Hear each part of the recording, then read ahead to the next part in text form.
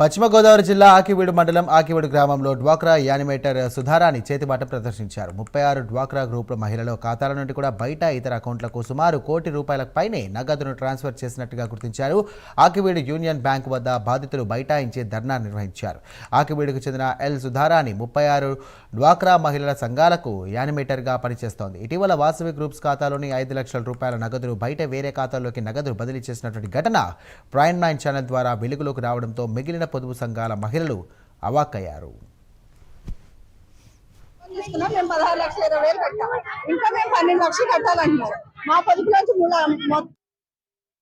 ఈ వార్తతో అప్రమత్తమైనటువంటి డ్వాక్రా మహిళల సంఘాలు యూఎన్ బ్యాంక్ ఎదుట కూడా నిరసన దిగారు. సంఘటన స్థలానికి చేరుకున్నటువంటి పోలీసులు ట్రాఫిక్ క్రమబద్ధీకరణ చేసి మహిళలతో మాట్లాడారు. సుధారాణి దంపతులు పరారీలో ఉన్నట్టుగా పోలీసులు తెలియజేశారు. ఇంకా మేము 12 లక్షలు కట్టాలంటున్నారు. మా పొదుపులోంచి మొత్తం 5,50,000 తీసి 2 లక్షలు చిల్లర కట్టి ఇంకా 3,10,000 మా పొదుపులు వేయాలి.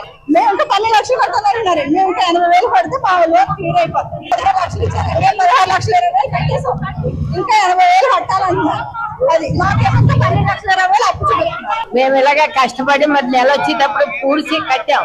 కడితే అదిగో ఇదిగో అన్ని 10 రోజులు అయ్యిందండి, మీకు 5 లక్షలు వేసాము, డబ్బులు ఇచ్చేస్తామంది. అంటే 10 రోజులకి ఈ కవర్ వచ్చిందండి.